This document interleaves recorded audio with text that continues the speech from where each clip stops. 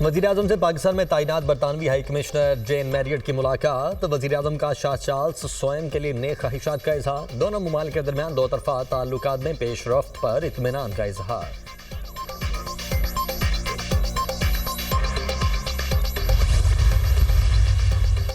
$7 अरब कर्ज प्रोग्राम की अगली किस्त का हुसूल। IMF और पाकिस्तान के दरमियान इक्तिसादी जायजे के लिए मुज़ाकरात। IMF मिशन के साथ इक्तिसादी जायजा। मुज़ाकरात 15 मार्च तक जारी रहेंगे।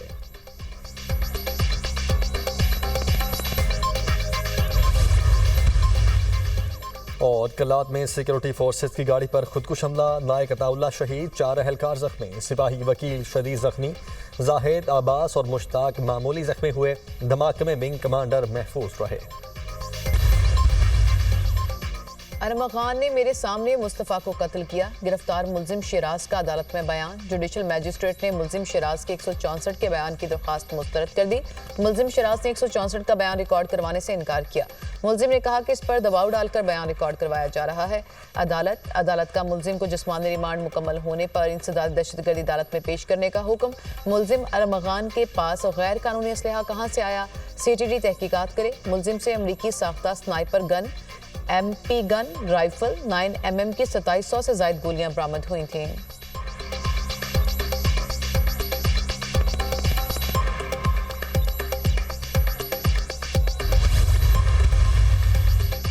मुस्तफ़ा आमिर की अगवा और कत्ल का केस। मुलजिम अरमगान के खिलाफ 11 मुकदमात के इंजराज का इंकशाफ। मुलजिम 11 में से 2 मुकदमात में सुलहनामा कर चुका।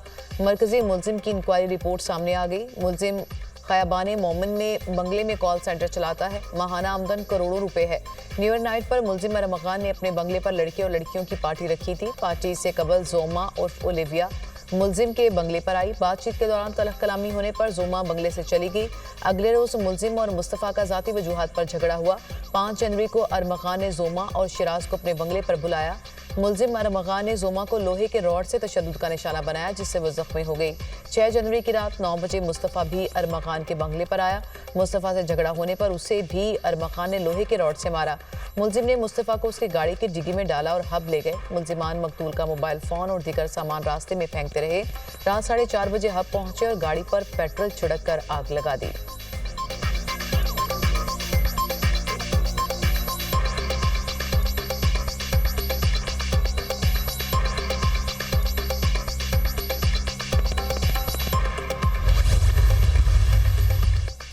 हाई कोर्ट्स और आईनी बेंचेस के जजेस के सिलेक्शन के लिए तरीकाकार तय करने का मामला। जस्टिस जमाल बंदोखैल की सरबराही में 6 रुकनी कमेटी तश्कील। कमेटी में अटॉर्नी जनरल मंसूर उस्मान अवान शामिल। हुकूमत से फारूक चनाई को अपोजिशन से अली जफर कमेटी का हिस्सा। पाकिस्तान बार काउंसिल की नुमाइंदगी अहसन भून करेंगे। नयाज मोहम्मद खान कमेटी के सेक्रेटरी नामजद। कमेटी सिफारिशात मुरतब करेगी।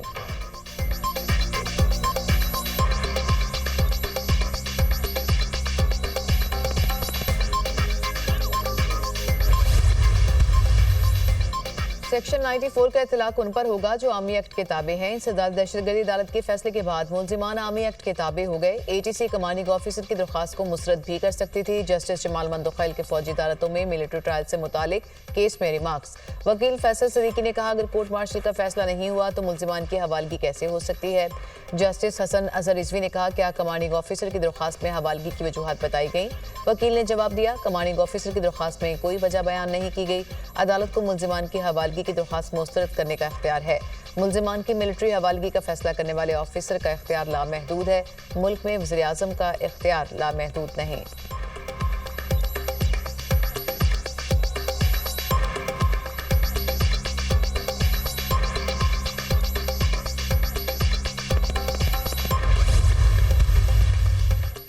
वज़ीर-ए-आज़म शहबाज शरीफ का एक्सपोर्ट फैसिलिटेशन स्कीम के खिलाफ शिकायत का नोटिस। स्कीम में तरमीम और इस्लाहात के लिए आला सतह कमेटी तश्कील। वफाकी वज़ीर मनसूबाबंदी एहसन इकबाल कमेटी के कन्वीनर होंगे। कमेटी मुकामी मसनूआत के मुकाबले में दरामदी अशिया को दी जाने वाली मुबैना रियायत का जायजा भी लेगी। वज़ीर-ए-आज़म ने आला सतह कमेटी से 2 हफ्ते में सिफारिशात तलब कर लीं।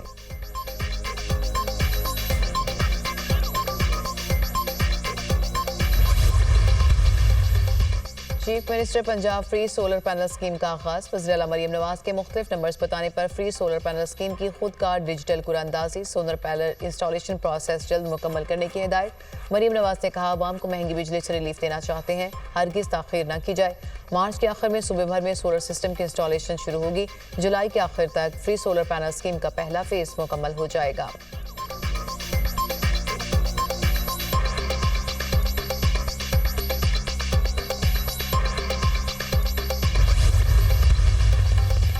IPPs के साथ मुज़ाकरात आज़ाद, मुनसिफाना और शिफाफ हुए। IPPs के पास मुज़ाकरात ना करने या सालिसी और फ्रांसिक ऑडिट का ऑप्शन मौजूद है। वफाकी वज़ीर तवानाई अवैस लगारी का power sector international development partners के साथ पावर सेक्टर रिफॉर्म्स पर इजलास में इज़हार ख्याल।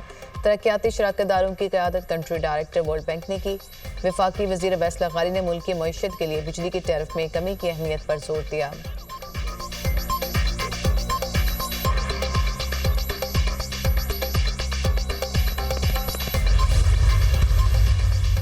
भारतीय जासूस कुलभूषण यादव की गिरफ्तारी के 9 साल मुकम्मल। भारतीय एजेंट की गिरफ्तारी पाकिस्तानी सिक्योरिटी इदारों की कामयाबी का मुंह बोलता सबूत। कुलभूषण यादव की गिरफ्तारी ने पाकिस्तानी इदारों की पेशावराना महारत को उजागर किया।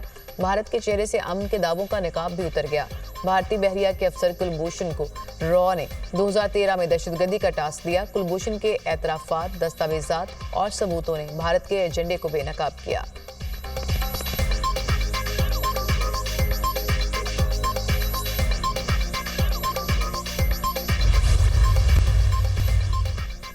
अमेरिका के साथ मादनियात के मुआहदे के लिए तैयार हैं। यूक्रेनी सदर ज़ेलेंस्की ने लंदन में यूरोपीय रहनुमाओं के सरबराही इजलास के बाद मीडिया से गुफ्तगू करते हुए कहा, यूरोपीय सरबराही इजलास के बाद हमें यूरोप की मुकम्मल हिमायत हासिल है।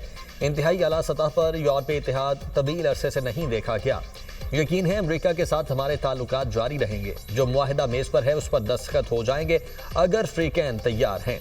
यकीन है अमेरिका भी मादनियात के मुआहदे के लिए तैयार होगा। कैनेडियन वज़ीर-ए-आज़म जस्टिन ट्रूडो का यूक्रेनी सदर की हिमायत का ऐलान। कहते हैं, सदर ज़ेलेंस्की और यूक्रेनी अवाम के साथ खड़ा हूँ। यूक्रेन अपने इलाकों ही नहीं अपनी अक़दार का भी दिफा कर रहा है। अगर रूस हमले रोक दे तो जंग खत्म हो सकती है।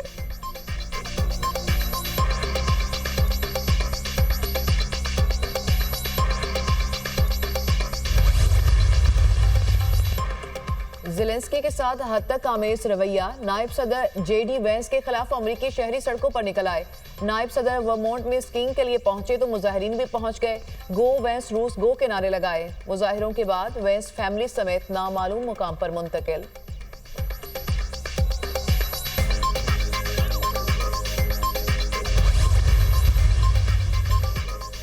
ईरान के नायब सदर जवाद ज़रीफ ने ओहदे से इस्तीफ़ा दे दिया। ईरानी मीडिया के मुताबिक जवाद ज़रीफ ने पोस्ट में लिखा, 6 माह से अपने और अपने ख़ानदान के खिलाफ गालियों, बहतानों और धमकियों का सामना कर रहा हूँ। ये 9 माह मेरी 40 साल सियासी ज़िंदगी में सबसे कठिन साबित हुए। जवाद ज़रीफ इससे कबल हसन रूहानी की हुकूमत में बतौर वज़ीर ख़ारिजा भी काम कर चुके हैं। महंगाई पर काबू पाने में नाकामी। ईरानी पार्लियामेंट ने वज़ीर ख़जाना को ओहदे से हटा दिया। महंगाई और ईरानी रियाल की कदर में कमी पर वज़ीर ख़जाना अब्दुल नासिर के खिलाफ मुआख़ज़े की कार्रवाई। पार्लियामेंट के 273 अरकान में से 182 ने अब्दुल नासिर के खिलाफ वोट दिया।